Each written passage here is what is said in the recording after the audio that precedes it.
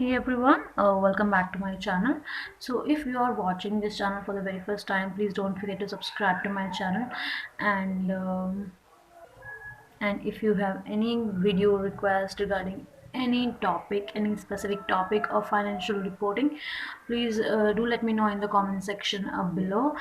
So yeah, without any further ado, let's get started. So this video is all about the quick revision of the very basic one, basic chapter value added statement, as you can see here.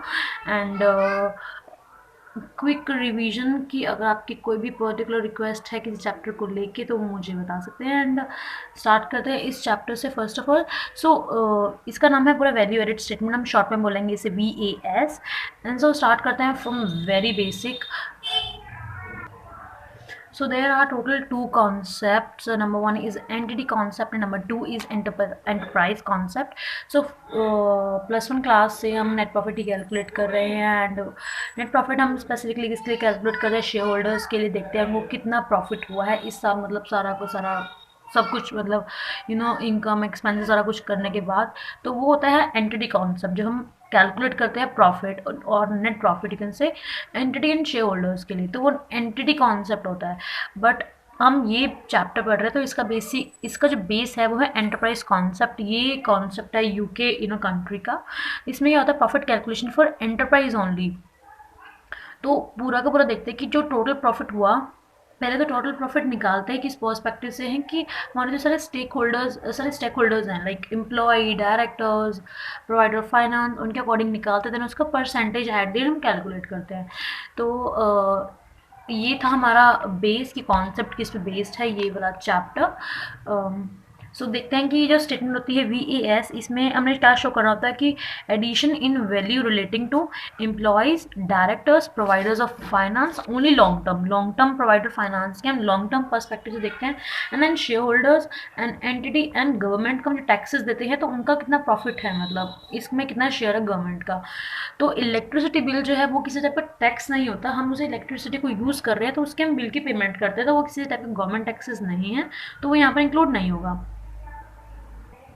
सो हम बना रहे हैं VAS। तो statement है तो दो type की statement बन सकती है इसमें। सेम मतलब अप्रोच सेम है, सिर्फ एक चीज़ का डिफरेंस होगा। फर्स्ट ऑफ ऑल है gross value added statement, next is net value added statement. तो जैसे हमने इकोनॉमिक्स में पढ़ा होगा GDP and NDP concept, gross domestic product and net domestic product. Same उसी कॉन्सेप्ट पे बेस्ड है, सिर्फ इसका कैलकुलेशन वाला पोर्शन, दैट्स इट। अदरवाइज बिल्कुल डिफरेंट है उनसे। जस्ट एक रेफरेंस दे रही हूँ उनकी। जैसे हमने GDP क्या होता है? Gross domestic product, NDP net domestic product. NDP को अगर हमने कैलकुलेट करना है तो GDP में से हम माइनस करते थे डिप्रीसिएशन। वैसे ही हमने GVA कैलकुलेट कर लिया, हमने NVA कैलकुलेट करना है तो क्या करेंगे? GVA को सेम यूज़ करते हुए माइनस कर देंगे डिप्रीसिएशन एक्स्ट्रा, तो हमारा ये NVA means net value added हमारा निकल जाता है। लेकिन अगर क्वेश्चन में कुछ भी स्पेसिफिकली नहीं लिखा हुआ कि हमें कैलकुलेट एक्चुअली करना क्या है, GVA करना है या NVA करना है, तो हम GVA ही कैलकुलेट कर लेंगे एंड क्वेश्चन कर देंगे उसके according. And now comes the format of value added statement. तो हम क्वेश्चन में हमें दे रखा होगा पूरा net profit and loss account, profit and loss account SPL दे रखा होगा, उससे ही हमने इस VAS को बनाना है, स्टेटमेंट को बनाना है। तो ये फॉर्मेट है इसका कुछ इस टाइप का। फर्स्ट ऑफ ऑल लिखेंगे इनकम वाला पोर्शन। यहाँ पर दे रखा है कि रेवेन्यू फ्रॉम ऑपरेशन, नॉर्मली इसे लिखा होता है P&L अकाउंट में, वैसे ही लिखेंगे इसे। लिख दिए हमने अमाउंट सारी यहाँ पे। डायरेक्ट इनकम में गिवन होगी तो अगर गिवन है तो वो लिख देंगे यहाँ पे, टोटल कर लेंगे इसका। देन आता है एक्सपेंसेस वाला पोर्शन। तो एक्सपेंसेस वाले पोर्शन से स्टार्ट कैसे करना है? फर्स्ट ऑफ ऑल हमें एक्सपेंसेस जो यहाँ पे हेडिंग है, इसकी सब हेडिंग आती है cost of bought in material and services. इसे हम बोलते हैं cost of BIMS, BIMS, bought in material and services. So जो नॉर्मल सारे एक्सपेंसेस होंगे वही लिखना है यहाँ पर। बट हमने जो यहाँ पर बोला था हम किसके लिए वैल्यू एडेड निकाल रहे हैं? Employees, director, provider finance.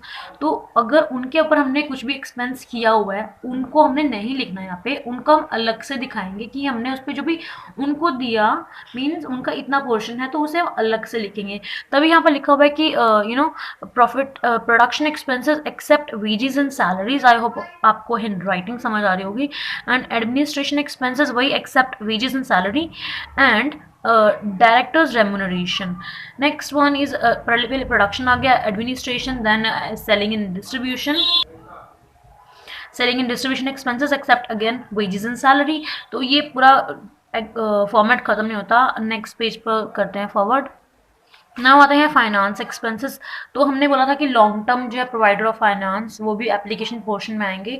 तो यहाँ पर कौन से हमने एक्सपेंसेस कैलकुलेट करने हैं, only short term provider of finance जो है वो यहाँ पर उनका एक्सपेंसेस को लिखेंगे। नेक्स्ट है डिप्रीसिएशन। अगर हम कैलकुलेट कर रहे हैं एनवीए नेट वैल्यू एडेड तो हम माइनस करेंगे। अगर हम कैलकुलेट कर रहे हैं जीवी तो हम यहाँ पर माइनस नहीं करेंगे। तो मतलब वो डिपेंड करता है कि हम किस टाइप का क्वेश्चन कर रहे हैं। तो वो लिख देंगे in government taxes, recovered taxes in sale, वो वाले यहाँ माइनस करने हैं। नॉन रिकवर्ड क्या होता है, वो तो हमने ऑल टुगेदर उनको दे दिए, हमें उनकी कोई रिकवरी नहीं, हमें कोई उनका इनपुट टैक्स क्रेडिट कुछ भी नहीं मिलने वाला है। तो मतलब वो तो अलग गवर्नमेंट टैक्सेस एप्लीकेशन पोर्शन में आएगा।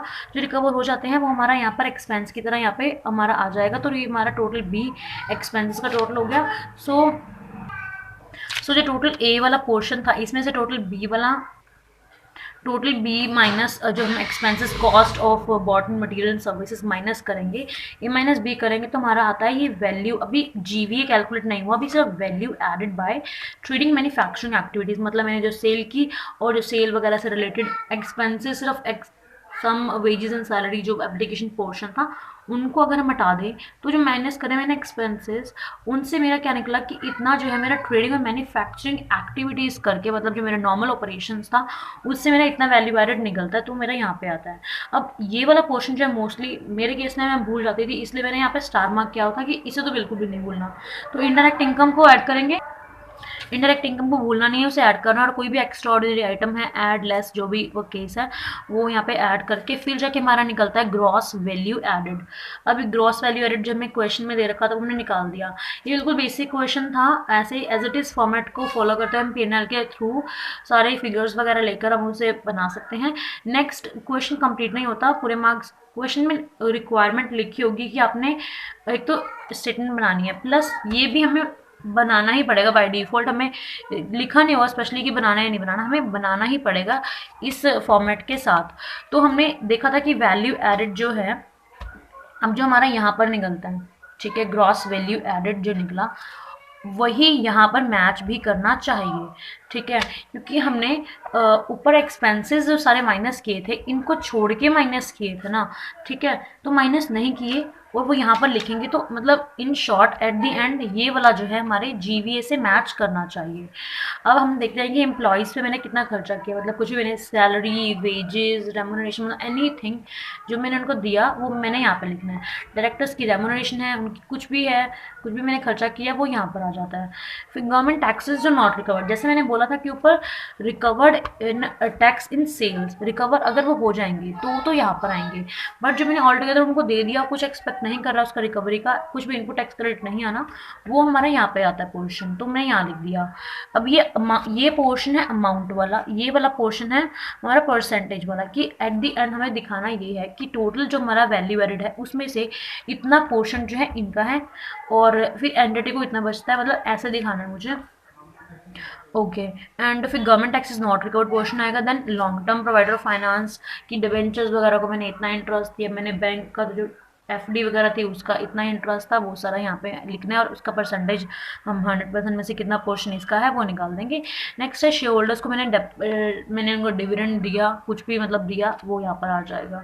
एंड एंटिटी का मैंने कोई डेफर्ड टैक्स एक्सपेंसेस हुआ था मेरा वो यहाँ पर आ जाएगा, ठीक है। और मैंने कोई रिजर्व बनाया वो यहाँ पर आ जाएगा। तो यहाँ पर सारे के सारे ऐसे करके एट द एंड मुझे क्या करना है, इसे और इसे मैच करना है, काइंड ऑफ रिकन्सिलेशन हो जाएगा कि मतलब सही है या नहीं वो हमारा निकल जाएगा, इससे हमारा रिकनसाइल हो सकता है हमारा आंसर। ओके नेक्स्ट देखते हैं कुछ पॉइंट्स की हमने जो देखा कि वहाँ पर सैलरी माइनस करनी है, वहाँ पर मुझे सैलरी को माइनस नहीं करना है एंड कौन कौन से टैक्सेस होते हैं तो उनका सारा इन डिटेल यहाँ पर सारा लिखा हुआ है। एंड ट्राई करेंगे इस क्लास को एज क्विकली एज पॉसिबल वो रिवाइज कर लेते हैं एंड थोड़े से क्वेश्चंस भी करेंगे, एक तो बेसिक क्वेश्चन करेंगे एंड देन कुछ जो इंपॉर्टेंट पॉइंट्स हैं जो मैं मार्क किए हैं वो वाला भी देख लेंगे। तो कॉन्सेप्ट जो बता दिया मैंने कि एंटरप्राइज कॉन्सेप्ट है, एंड जो नेट प्रॉफिट हम कैलकुलेट करते थे वो एंटिटी कॉन्सेप्ट पे था। नेक्स्ट है एम्प्लॉयज़। कौन कौन से, जैसे हमने बोला कि यहाँ पर जो मैंने बोला एम्प्लॉयज़ कवर है, ये वो इनमें कौन कौन से एम्प्लॉयज़ कवर होते हैं, तो वो कह रहे हैं हर टाइप के एम्प्लॉयज़ कवर है। वेदर एम्प्लॉय रिलेशनशिप में जो आते हैं वो फुल टाइम है, पार्ट टाइम है, स्किल्ड अनस्किल्ड है, लेबर वगैरह, हाँ skilled unskilled workers and employ सारे आते हैं। लेकिन जो कॉन्ट्रैक्ट बेस पे जो लेबर रखते हैं वो वाली यहाँ पर नहीं आती, कवर यहाँ पर नहीं होती।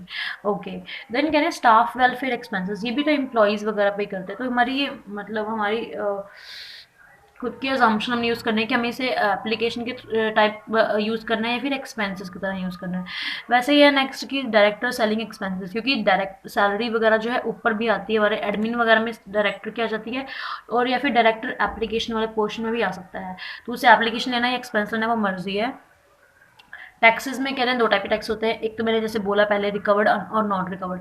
रिकवर्ड है जो टैक्सेस वो तो हमने एज एन एक्सपेंस हमने ग्रॉस वैल्यू एडेड जो स्टेटमेंट बना रहे हैं उसमें ही दिखाना है, लेकिन जो रिकवर नहीं होते उसे हमें एप्लीकेशन की तरह दिखाना है।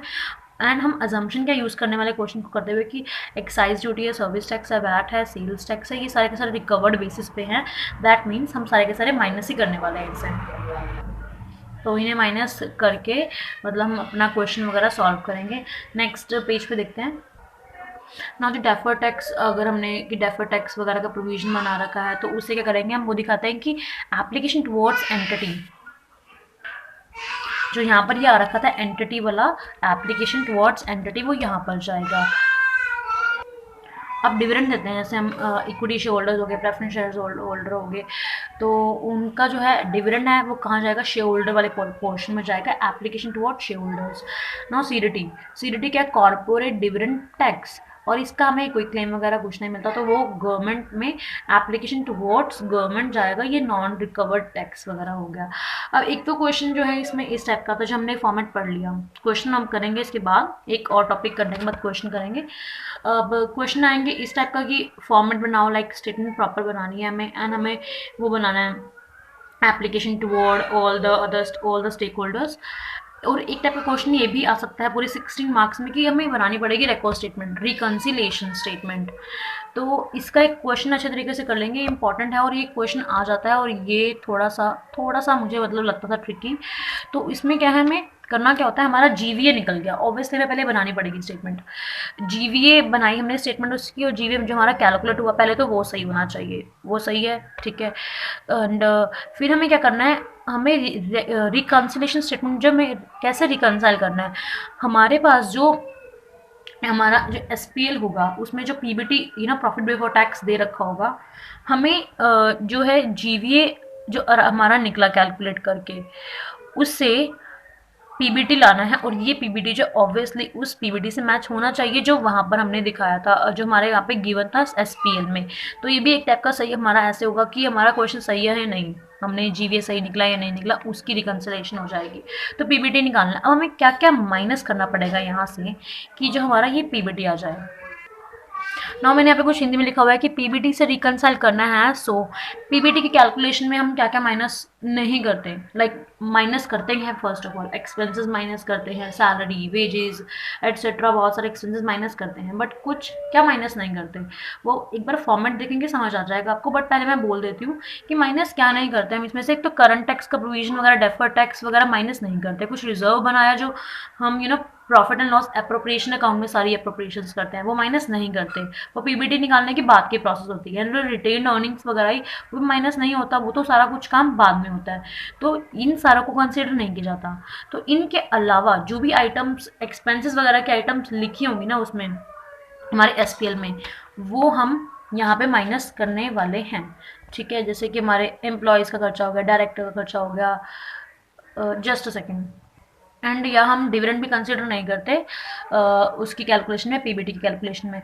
तो इनके अलावा जो आइटम्स जो हैं हमारी कहाँ पर लिखी हुई हैं, एप्लीकेशन वाले पोर्शन में, जो हमने ये बनाया एप्लीकेशन वाला पोर्शन में जो है एम्प्लॉयज़ का यूज़ होता है हमारा पीबीटी की निकालने के लिए, ओके, तो हम ये भी माइनस कर देंगे वहाँ से, जीवी में से डायरेक्टर माइनस कर देंगे, ठीक है, एंड लॉन्ग टर्म वाला माइनस कर देंगे। शेयर होल्डर्स में क्या था, डिविडेंड माइनस नहीं करेंगे। एंटिटी में क्या होता है, डेफर्ड टैक्स माइनस नहीं करेंगे। तो मतलब इस टाइप के कुछ मतलब ऐसे खर्चे वगैरह माइनस करने के बाद हमारा पीबीटी आ जाता है, ठीक है। तो मतलब इसे कैसे हमारे निकलेगा, ये हमारा निकलेगा एप्लीकेशन, जो हमारा पोर्शन बनाया एप्लीकेशन टुवर्ड्स वाला बनाया, इसकी हेल्प से क्या क्या माइनस करना है, क्या क्या माइनस नहीं करना, वो कॉन्सेप्ट मैंने बता दिया आपको कि इस बेस पे है ये बनाने के लिए।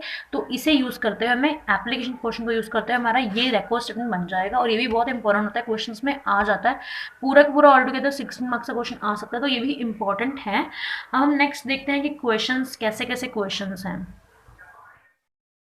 So let's move on to the question answer part. So total there are 10 questions in a PM January 17 edition. So let's move on to this part and second question से start करते हैं first of all.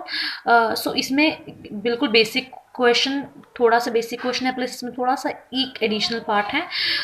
तो ये जो दे रखे हैं इन्होंने, P&L दे रखा है, SPL दे रखा है इस पर्टिकुलर कल्याणी लिमिटेड का।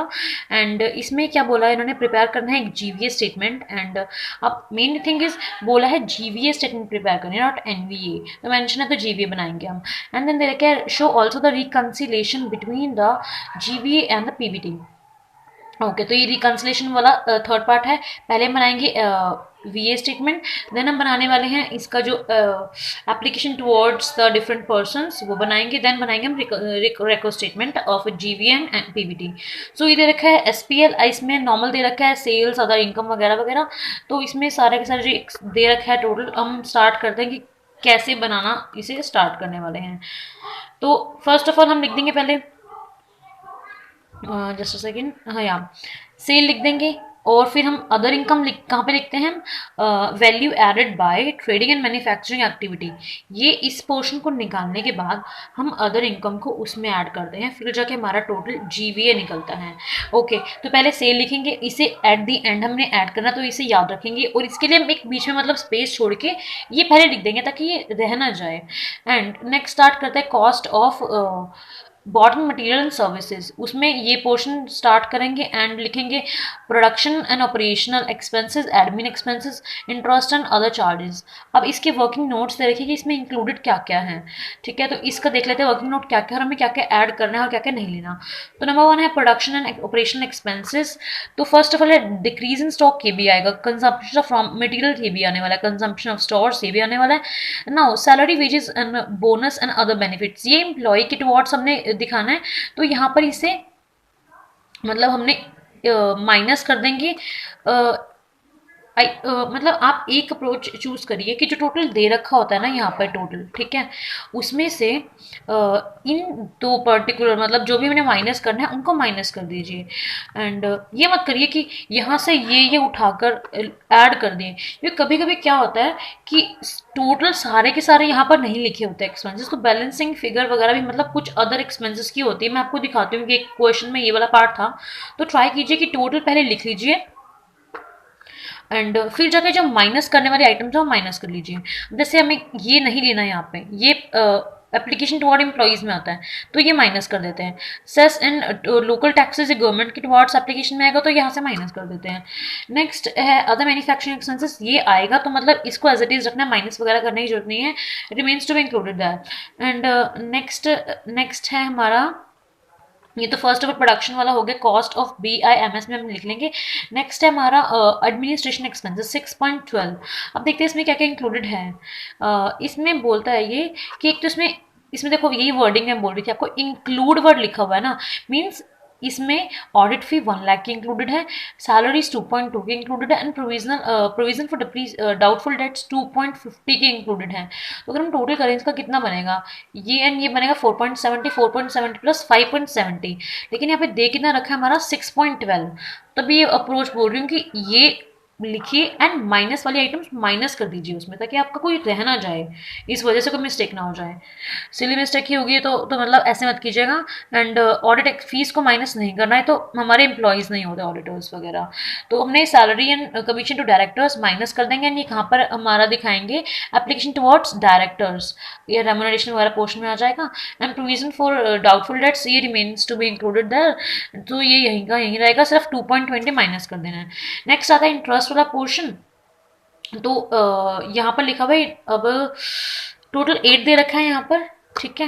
एंड यहाँ पर भी टोटल दे रखा है हमारा कितना, 8। ओके, तो मतलब एक तो रिकनसाइल होगा कि 8 और 8 मतलब सारी आइटम्स वहाँ पे इन्होंने दिखा रखी है, तो तब आप कर सकते हैं कि सीधा हमने जैसे देखते हैं, fix loan from financial institution 3.90, ये तो हमारा कहाँ पे आएगा, application towards providers of finance में, डिबेंचर्स वहाँ पर जाएगा।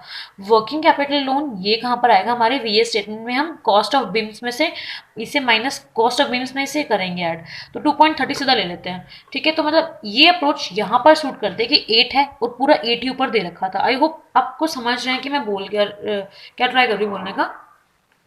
तो मतलब कोई पर्टिकुलर कोई भी आइटम रही नहीं यहाँ पर, ठीक है। तो 2.30 हम ले लेंगे, क्योंकि वर्किंग कैपिटल क्या होती है, हमारी शॉर्ट टर्म फाइनेंसिंग होती है।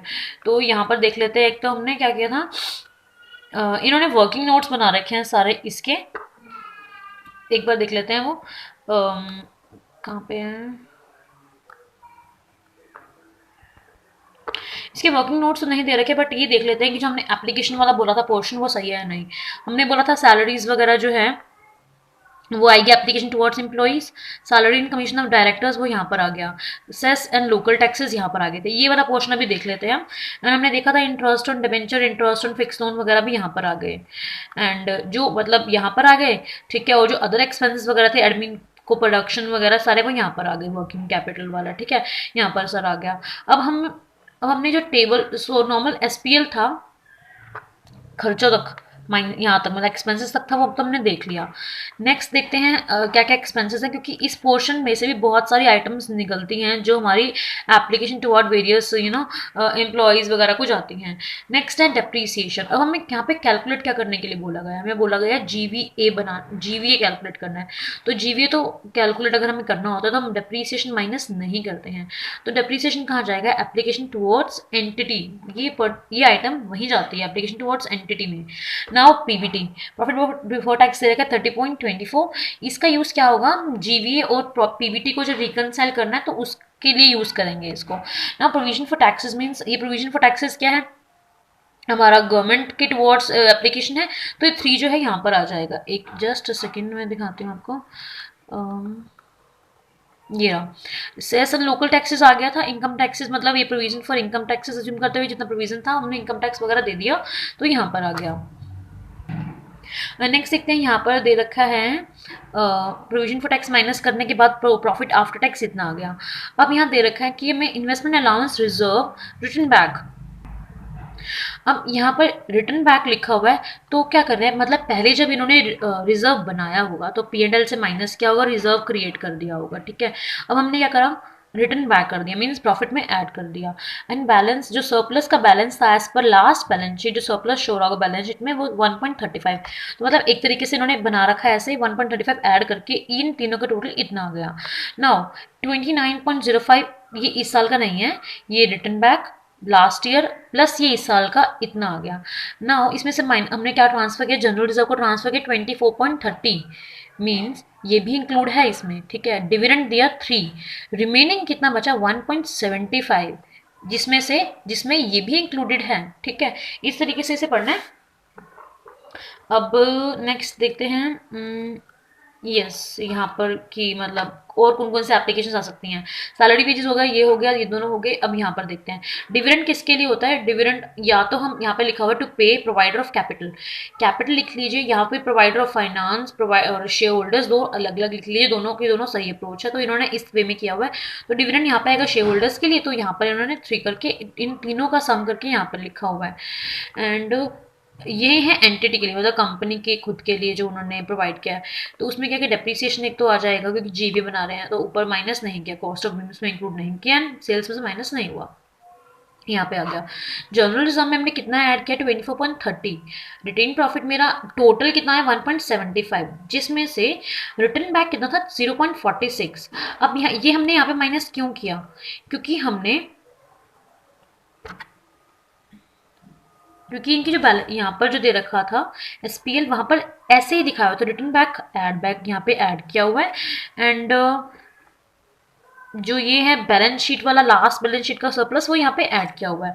तो इसीलिए यहाँ पर हमें दिखा रहे हैं कि इस साल में टोटल मतलब कितना हुआ। तो 24.30 माइनस जो रिटर्न बैक था, ठीक है, वो यहाँ पे माइनस कर दिया है, और 1.75 टोटल है, और माइनस पिछले साल का बैलेंस यहाँ पे करके टोटल मतलब इस साल इतना ही हुआ। तो ये टोटल करके इतना आ गया 59.83। अब इससे हमें रिकनसाइल, ये था रिकनसाइलेशन भी इससे हो जाती है एक तरह से, क्योंकि जो मेरा यहाँ पे वीए आया था first, just a second, sale लिखी थी, ये सारे कॉस्ट ऑफ बिम्स माइनस करने के बाद हमारा क्या आता है VA by TMA, trading and manufacturing activity, इतना आ गया। अदर इनकम हमने कहा था कि एंड करनी होती है, पहले लिख लेंगे, स्पेस छोड़ के हमें लिख लेना चाहिए यहाँ पे ताकि भूल ना जाए हम। इतना आ गया हमारा वीए, ठीक है। ये रिकनसाइल किससे हो जाता है, ये एप्लीकेशन वाले पोर्शन से, कि टोटल हमारा इतना ही आना चाहिए, ऑब्वियस सी बात है, ठीक है। 59.83, ये तो था हमारा सारा कॉलम, कौन सा, अमाउंट्स वाला कॉलम था।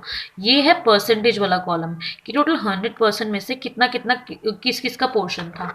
नाउ अब आता है ये वाला पोर्शन कि रिकंसिलेशन करनी है हमने जीवीए की विद पीबीटी। अब यहाँ पर इन्होंने दिखा रखा है कि पीबीटी हमारा वही 30.24 था, ठीक है, एंड वीए मेरा 59.83 आया। इतना हमारा आना चाहिए, हम पहले नहीं लिखेंगे, हम सारी आइटम्स को ऐड करके इतना अगर आएगा, दैट मीन्स हमारा क्वेश्चन बिल्कुल सही है। अब या तो आप इस तरीके से कर सकते हैं कि पीबीटी में ऐड कर करके ये आ जाए, ठीक है, या फिर एक और भी होता है कि जीवीए लिख लीजिए, उससे पीबीटी हमारा 30.24 आ जाएगा, ठीक है। अब मैंने क्या बोला था कि पीबीटी मैं एक और अप्रोच से दिखाती हूँ आपको, जिस अप्रोच से मतलब मैंने किया था, जस्ट अ सेकेंड। सो ये क्वेश्चन मैंने किया हुआ है, इतना रफ में किया हुआ तो कुछ समझ नहीं आ रहा, बट सिन एग्जाम्पल के लिए देख सकते हैं।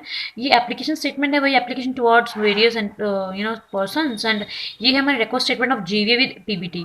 अब यहाँ पर क्या लिखा हुआ है, employees director provider of finance में फिक्स्ड लोन डिवेंचर्स, गवर्नमेंट के टुवर्ड्स हमारा cess and income tax, shareholders के टुवर्ड क्या है डिविडेंड, एंटिटी के टुवर्ड्स के depreciation, general reserve and retain earnings, ठीक है। यहाँ पर लिखा हुआ ये परसेंटेज है, एंड ये दे रखे रिक्वेस्ट स्टेटमेंट यहाँ पे।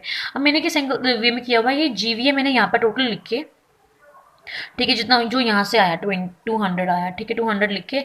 अब ये बनती कैसे है, ये हमें इसी स्टेटमेंट से बना रही है, एप्लीकेशन स्टेटमेंट से, कि मैंने बोला था कि पीबीटी से अगर मुझे रिकनसाइल करना है तो पीबीटी के लिए क्या क्या कंसीडर हम, मतलब अगर मैं पीबीटी कैलकुलेट कर रही हूँ तो मुझे क्या क्या माइनस करना होता है, उसमें से डिप्रीसिएशन माइनस करना होता है, इंटरेस्ट, एक्सपेंसेस, सेस वगैरह माइनस करना होता है, लेकिन क्या क्या माइनस नहीं होता, जनरल रिजर्व नहीं होता माइनस, रिटेन अर्निंग्स माइनस नहीं होती। तो ये अगर हमें करना है तो हम बिल्कुल इसी स्टेटमेंट को यूज़ कर सकते हैं। अब पीबीटी निकालना है, ठीक है, पीबीटी कैलकुलेट करना है, तो हम क्या करेंगे, ना हम रिटेन अर्निंग्स लेंगे, ना हम जनरल रिजर्व लेंगे, ना हम इनकम टैक्स लेंगे, मीन्स इन चीज़ों के अलावा हम सारा कुछ लेंगे। एम्प्लॉयज़ ले लिया, डायरेक्टर्स भी आ गए 5, ये दोनों आगे 12 एंड 7 आ गया, सेस भी आ गया, ये तो मतलब सेस नॉर्मल हो गया ना, local taxes etcetera. Income tax को नहीं लेंगे, एंड डिविडेंड को नहीं लेंगे, डिप्रीसिएशन को लेंगे ऑब्वियसली, एंड 14, तो ये 110 आ गया। 110 जो है इनके पीबीटी से मैच कर रहा है, जो इस क्वेश्चन का पीबीटी था। तो मतलब इस अप्रोच से भी आप कर सकते हैं, या फिर पीबीटी ले लीजिए, और वही है जो आइटम्स जो हैं ये यही सेम वे में आइटम्स जो ये आप कंसीडर करनी होती है, ये ऐड कर लीजिए, जीवी आ जाएगा और मैच हो जाएगा। तो ये वे है करने का इस क्वेश्चन को। सो इस क्वेश्चन में सिर्फ ये पॉइंट था कि जो इन्होंने रिजर्व रिटर्न बैक किया हुआ, मतलब उसका क्या ट्रीटमेंट करना है, अदरवाइज बिल्कुल बेसिक क्वेश्चन था, आप इसे बेसिक क्वेश्चन की तरह मार्क कर सकते हैं। एंड जो रिजर्व वाला पोर्शन था उसे आप टिक कर सकते हैं कि हाँ ये इंपॉर्टेंट पार्ट था इसमें। नेक्स्ट क्वेश्चन करते हैं, क्वेश्चन नंबर 3 है, इसमें दे रखी है हमें अगेन जीवीए स्टेटमेंट बनानी है, रिकनसाइल करना है जीवीए एंड पीबीटी को। अब बिल्कुल नॉर्मल क्वेश्चन है, ये भी देख लेते हैं एक बार। वही दे रखा है सेल अदर इनकम, सेल पहले लिख लेंगे, अदर इनकम को लिख लेंगे एंड में, स्पेस छोड़ देंगे बीच में कॉस्ट ऑफ BIMS की कैलकुलेशन के लिए, एंड फिर स्टार्ट कर देंगे अपना क्वेश्चन। तो ये दिए हुए हैं एक्सपेंसेस 1 2 3 इसके वर्किंग नोट देख लेंगे, स्टार्ट पहले यहाँ से कर लेंगे। एंड ये PBT आ गया, प्रोविजन फॉर टैक्स दिया हुआ है, एंड बैलेंस एज पर वही दिया हुआ है कि सरप्लस का बैलेंस दे रखा है as per last balance sheet, and dividend है ये सरप्लस है, ये ट्रांसफ़र किया गया लाइक मतलब जनरल रिजर्व वगैरह कुछ ट्रांसफ़र नहीं है, नॉर्मल इस रिजर्व को ट्रांसफ़र किया हुआ है। एंड ये दे रखे हैं वर्किंग नोट्स डिटेल में कि consumption local taxes salary admin staff और द मैन्युफैक्चरिंग एक्सपेंसेस। एडमिन में इन्होंने लिखा हुआ है कि इंक्लूड करते हैं salary and commission to directors, इतना दे रखा है। इंटरेस्ट की डिटेल दे रखी है सारी की सारी यहाँ पर कि बैंक ओवरड्राफ्ट ये तो टेम्प्रेरी नेचर का मतलब शॉर्ट टर्म हुआ, एंड फिक्स लोन तो ये लॉन्ग टर्म मतलब एप्लीकेशन पोर्शन में जाएगा, वर्किंग कैपिटल लोन है ये जाएगा शॉर्ट टर्म फाइनेंसिंग के लिए, तो ये जाएगा कॉस्ट ऑफ BIMS में ना। ये देखिए GST, अब पूरा का पूरा क्वेश्चन बिल्कुल बेसिक नॉर्मल क्वेश्चन है कि हमें यहाँ पर लोकल टैक्सेस को माइनस करके मतलब प्रोडक्शन में जब हम कैलकुलेट करेंगे कॉस्ट ऑफ BIMS के लिए तो लोकल टैक्सेस माइनस कर देंगे, सैलरीज माइनस कर देंगे, लोकल टैक्स कहाँ जाएगा एप्लीकेशन टुवर्ड्स गवर्नमेंट में, एंड सैलरी जाएगा एप्लीकेशन टुवर्ड्स एम्प्लॉयज़ में, एंड एप्लीकेशन टुवर्ड्स डायरेक्टर्स में जाएगा ये वाला। तो मतलब ये माइनस नहीं होगा उसमें से कॉस्ट ऑफ BIMS में, मतलब इंक्लूड नहीं करना उसमें। एंड यहाँ पर ये तो बता दिया मैंने। मेन पार्ट है इसमें GST का, इसमें मेन समझने वाली बात ही GST की है। लिखा हुआ है GST amount to 1/10 of total value added by manufacturing and trading activities. तो मतलब हम जब निकाल लेते हैं अदर इनकम को ऐड करने से पहले जब हम निकालते हैं VA बाय TMA, value added by trading and manufacturing activities, ठीक है, उसका जो है 1/10 अगर हम करें तो GST है, वो GST निकल के आएगा। अब देखने वाली बात क्या है, ये GST लिखा कहाँ पड़ा है, ये लिखा हुआ है इंटरेस्ट वाले थर्ड कॉलम, जो थर्ड वर्किंग नोट बन रहा है इंटरेस्ट का, उसमें कहते हैं कि इंटरेस्ट इंक्लूड करता है ये सारी आइटम्स एंड GST भी इंक्लूड करता है, जो हमें मतलब कैलकुलेट करना पड़ेगा। अब अगर देखा जाए तो इंटरेस्ट में तो GST नहीं आना चाहिए ना, क्या करेंगे हम पहले तो जो मतलब GST से X माइनस करेंगे यहाँ से, ठीक है, प्लस GST क्या होता है, रिकवरेबल टैक्सेस है, मींस वो किसी एप्लीकेशन टुवर्ड्स गवर्नमेंट में नहीं जाने वाला, ये कहाँ जाएगा कॉस्ट ऑफ BIMS में, ये ऐड होगा एंड ये सेल्स में से माइनस होके मतलब VA प्रॉपर निकलेगा, वैल्यू एडेड निकलने वाला है। तो मतलब इन शॉर्ट हुआ क्या, से X है ये एक तो यहाँ से माइनस हो रहा है एंड कहाँ पे फिर से ऐड कहाँ हो रहा है, BIMS में ऐड हो रहा है, तो मतलब इफेक्ट तो कुछ नहीं है ना इसको, -X यहाँ से +X वहाँ से, तो कुछ इफेक्ट नहीं है, जीरो इफेक्ट है इसका। तो हम अगर ध्यान से देखें तो ये क्वेश्चन नॉर्मली भी हो सकता है। जस्ट अ सेकेंड, तो अगर हम नॉर्मल क्वेश्चन कर लें अपना, ठीक है, सेल्स लिख ली, अदर इनकम अगर है वो नीचे हम मतलब वो तो उसकी भी रेलिवेंस नहीं है, उसको तो बिल्कुल बाद में यूज़ होगा, इस GST कैलकुलेशन में इसका कोई यूज़ नहीं है, क्योंकि दे के रखा है हमें, दे रखा है इसका जो वैल्यू एडेड बाय TMA निकलता है इसका 1/10 करना है। ये कैसे निकलता है, कॉस्ट ऑफ BIMS माइनस करते हैं जब हम सेल्स में से, कॉस्ट ऑफ BIMS कैसे निकलेगा, जो मैंने बता दिया ये सारा आइटम वहाँ जाएगा, उसके जाने के बाद हर जगह भेजने के बाद नॉर्मल अगर हम लिखें तो हमारा मतलब कॉस्ट ऑफ BIMS निकल जाएगा। तो अगर हम GST का इफेक्ट क्या है, यहाँ से माइनस करना है एंड यहाँ पे मतलब इंटरेस्ट में से माइनस करना है एंड यहाँ पर आके प्लस कर देना है, ठीक है। अब मैं दिखाती हूँ आपको, अब यहाँ पर निकाल रखे हैं इन्होंने GST, सपोज GST कितना हमारा X है, ठीक है, और ये हमारा कहाँ पर इंक्लूडेड है, इंटरेस्ट चार्जेस में इंक्लूडेड है, ओके तो उसमें कर रखा है इन्होंने, माइनस कर रखा है उसमें से। अब ये क्या है, ये हमारी सेल्स है माइनस प्रोडक्शन एडमिन वगैरह सारे चार्जेस ऐड करने के बाद प्लस GST भी ऐड होगा, ठीक है ना। अगर हम TMA निकाल रहे हैं GST ऐड होगा एंड GST कहाँ से लेस होगा, इंटरेस्ट में जो इन्होंने फालतू में ऐड कर रखा है वहाँ से, सॉरी लेस होगा, वहाँ से लेस होगा, यहाँ पर ऐड होगा, तो क्या हुआ एक तरह से ये कट हो जाएगा, ठीक है, और बचेगा क्या हमारे पास नॉर्मल, तो वो आ जाएगा हमारा 1800 माइनस इसका मतलब माइनस करके एंड उसका 1/10 करके हमारा 180। तो मतलब एक तरह से नॉर्मल अगर हम कर दें सिर्फ XX लिखने के दे रहे हैं एंड दैट सेट हो जाएगा हमारा इजीली। एंड हाँ इस क्वेश्चन में एक इम्पॉर्टेंट पार्ट ये है कि जो हमारे पास दे रखे थे ना यहाँ पे interest and other charges include करते हैं दिस एंड GST जो कि हमारा यहाँ कैलकुलेशन से निकला है, तो इन तीनों का टोटल हमारा वैसे टोटल मतलब इंटरेस्ट इतना दे रखा है this includes this and GST, जो कि हमारा 180 निकला। तो हमारी बैलेंसिंग फिगर निकल जाती है यहाँ पर इतने की अदर चार्जेस जो कि इंटरेस्ट में इंक्लूडेड है। तो मतलब सिर्फ ये बोलने का ट्राई कर रही हूँ कि जो देखिए एसपीएल में क्या लिखा हुआ है उसको लेकर चलिए और माइनस करना स्टार्ट कर दीजिए। वर्किंग नोट वाले ऐड मत कीजिए, उससे क्वेश्चन में मिस्टेक हो सकती है, जैसे कि यहाँ पर बैलेंसिंग फिगर में भी मिसलेनियस चार्जेस निकल कर आ गए हैं। तो ठीक है, ये अप्रोच है। एंड इन्होंने कुछ अलग अप्रोच से किया हुआ है, मतलब मुझे नहीं पता इस अप्रोच का क्या सीन है, मेरे को सिर्फ ये अप्रोच लॉजिकल लगती है। तो इस अप्रोच से आप कर सकते हैं, इजीली हो जाएगा। एंड इसका एक और एज इट इज क्वेश्चन दे रखा है विद डिफरेंट फिगर्स, तो मतलब वो स्किप कर देंगे हम। तो ये बिल्कुल नॉर्मल क्वेश्चन था, सिर्फ इसमें ये जीएसटी वाला पॉइंट एक्स्ट्रा था। नेक्स्ट क्वेश्चन देख लेते हैं। हमें इस क्वेश्चन में दे रखा है इन्हें कि इस कंपनी की है और इसके बनाने में जीवीए स्टेटमेंट एंड हमें शो करना है जीवीए एंड पीबीटी का रिकंसिलिएशन। अब इसमें गिवन क्या क्या है, सेल दे रखी है एंड दो ये दे रखी है हमारे पास अदर इनकम। तो सेल से स्टार्ट कर लेंगे, माइनस कर देंगे कॉस्ट ऑफ बीआईएमएस, जगह छोड़कर हम उसके लिए एंड अदर इनकम को नीचे ऐड कर देंगे ताकि हमें भूल ना जाए। एंड क्वेश्चन स्टार्ट कर देंगे। इसमें बिल्कुल नॉर्मल क्वेश्चन है, कुछ इसमें एक्स्ट्रा पॉइंट है ही नहीं, जीएसटी भी गिवन है एंड ये ले लेंगे, ये भी ले लेंगे। एंड पावर लाइटिंग ये हमारा चला जाएगा कि मतलब application towards employees and GST जो है यहाँ पर ऐड होगा कॉस्ट ऑफ बीआईएमएस में, ये भी हो जाएगा। ये जाएगा एप्लीकेशन टू डायरेक्टर्स, ये नॉर्मल कॉस्ट ऑफ बीआईएमएस में आ जाएगा। एंड इंटरेस्ट में क्या है, डिबेंचर्स हैं तो ये मारे जाएंगे प्रोवाइडर ऑफ फाइनेंस में, application to provider of finance long term वहाँ पर जाएंगे एंड ये कॉस्ट ऑफ बीआईएमएस में ऐड हो जाएगा। Bank overdraft short term financing है ये। एंड जीवीए बनाना है तो यहाँ पर एप्लीकेशन हम कॉस्ट ऑफ बीआईएमएस में ऐड नहीं करेंगे, हम इसे कहाँ लेके जाएंगे एप्लीकेशन टू एंटिटी में। एंड ये जाएगा एप्लीकेशन टुवर्ड्स गवर्नमेंट में। एंड पीबीटी जो है वो यूज़ होगा जीवीए एंड पीबीटी की रिकंसिलिएशन में। एंड ये नॉर्मल क्वेश्चन दे रखा है कि ये बैलेंस है पिछले साल का, मतलब सरप्लस का, तो उसमें से हमारा जनरल रिजर्व बना है, डिविडेंड बना है एंड ये है टैक्स ऑन डिस्ट्रीब्यूटेड प्रॉफिट्स। सो बिल्कुल ही नॉर्मल क्वेश्चन है ये वाला। देखो सारा यहाँ पर आ गया, ये भी आ गया, टैक्सेस आ गया, टैक्स ऑन डिस्ट्रीब्यूटेड इनकम आ गया। हाँ, यहाँ पर दो दे रखे हैं, तो यहाँ पर दे रखा था कहाँ गया, यहाँ पर एक तो दे रखा था प्रोविजन एंड दे रखा था टैक्स ऑन डिस्ट्रीब्यूटेड प्रॉफिट्स। ठीक है, तो दोनों के दोनों यहाँ पर हम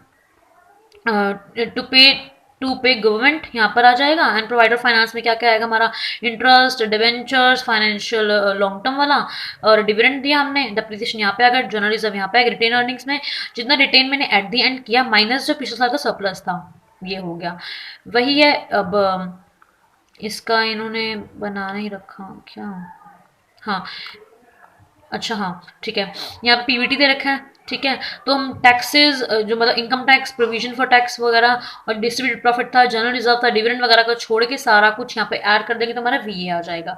तो बिल्कुल ही बेसिक क्वेश्चन था, इसमें कुछ अलग पॉइंट था ही नहीं, सिर्फ ये टैक्स ऑन डिस्ट्रीब्यूटेड प्रॉफिट वाला पॉइंट था, दैट्स ऑल, कुछ पॉइंट नहीं है इसमें। नेक्स्ट क्वेश्चन है, इसमें दे रखा है हमारे पास पीएनएल दे रखा है एंड ये सप्लीमेंट इन्फॉर्मेशन दे रखी है, जीवीए बनानी है, वही रेकॉर्ड स्टेटमेंट बनानी है। इसमें है क्या क्या, सेल दे रखी है and I don't think so इसमें कुछ खास है, लेट मी चेक। बिल्कुल बेसिक क्वेश्चन है, सिर्फ इसमें एक पॉइंट एक्स्ट्रा दे रखा है कि प्रेफरेंस डिविडेंड दे रखा है, तो ऑब्वियसली ये भी जाएगा हमारे शेयर होल्डर्स, प्रोवाइडर फाइनेंस हैं ये भी, तो ये भी जो है हम एप्लीकेशन पोर्शन में हम यहाँ पर प्रेफरेंस डिविडेंड दिखा देंगे along with the equity dividend. तो ये भी बिल्कुल नॉर्मल क्वेश्चन था। नेक्स्ट क्वेश्चन देख लेते हैं। नेक्स्ट क्वेश्चन भी नॉर्मल है, आप इसे बेसिक मार्क कर सकते हैं। सर एक पॉइंट इसमें एक्स्ट्रा है, मतलब एक तो दे रखा है सेल्स, तो दे रखी है invoice value and net of sales tax है। एंड सैलरी वेजेस जो है वो इन्होंने बोला कि हाँ, ऑपरेटिंग एक्सपेंसेस में सैलरी एंड वेजेस इतना इंक्लूड है, तो मींस जो ऑपरेटिंग एक्सपेंसेस दे रखे हैं यहाँ पे इसमें से टोटल माइनस हम कर देंगे, जो सैलरी एंड वेजेस 14,761 माइनस कर देंगे, हमारा ये आ जाएगा। जीएसटी तो इसमें इंक्लूड होता ही है। एंड स्पेशली बता रखा है कि कैश क्रेडिट जो है वो टेम्परेरी सोर्स ऑफ फाइनेंस, तो ऑब्वियसली शॉर्ट टर्म फंडिंग ही होती है ये। एंड ये हमारा कॉस्ट ऑफ बीआईएमएस में जो इसका इंटरेस्ट वगैरह दे रखा है वो भी देखो यहाँ पर आ गया। एंड दे रखा है यहाँ पे कि प्रोविजन फॉर टैक्स है 54,000 जो है उसमें डेफर्ड टैक्स का क्रेडिट कर रखा है। अब देख लेते हैं प्रोविजन फॉर टैक्स में क्या है, ये दे रखा 376। इसमें क्या डेफर्ड टैक्स जो है वो हमारे एंटिटी के टुवर्ड्स होती है एप्लीकेशन, एंड जो प्रोविजन फॉर टैक्स होता है वो होता है हमारी गवर्नमेंट के towards.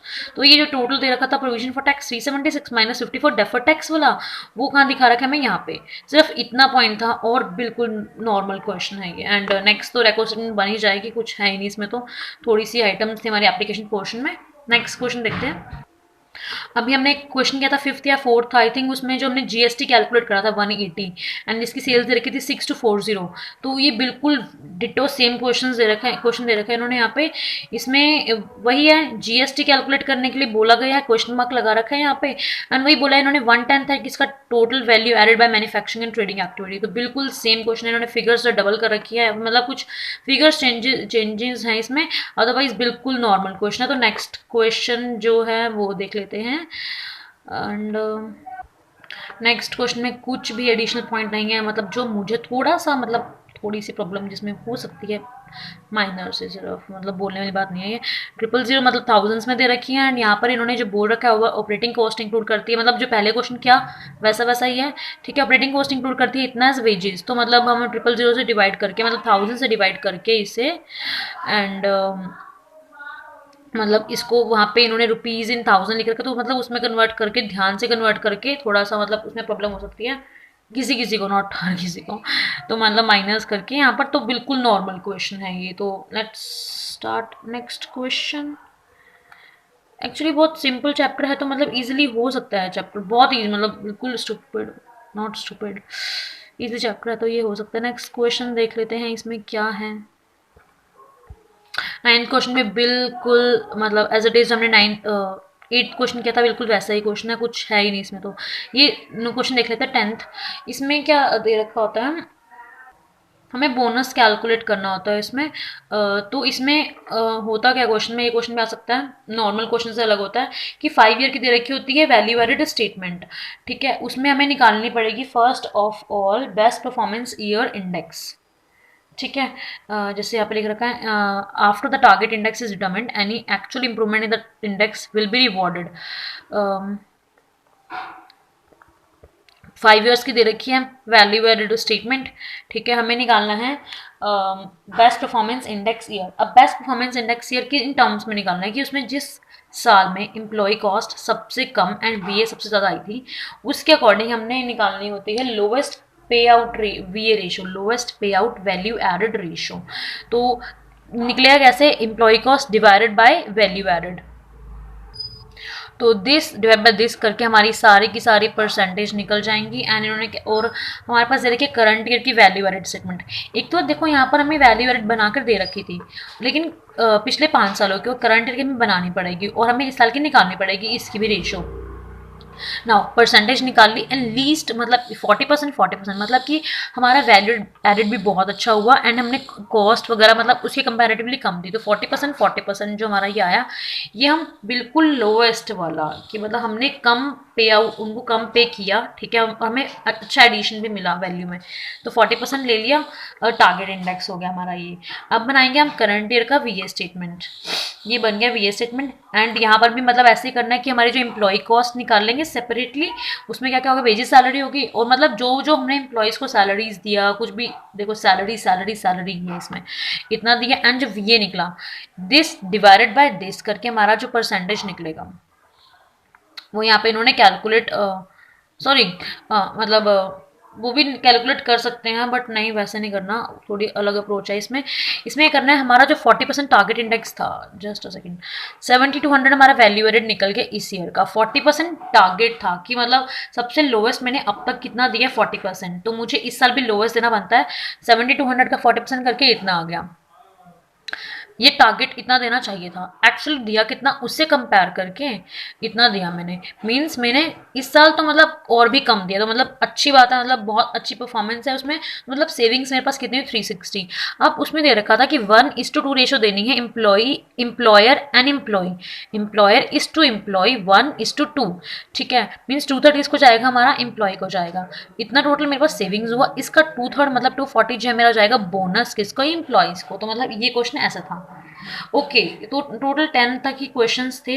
So that's it for this video, and thank you so much for watching. Next video होगी अबाउट सेकेंड चैप्टर, इंडियाज का चैप्टर जो रह गया था उसको ख़त्म करेंगे सेकेंड वीडियो में। And thank you so much for watching, bye.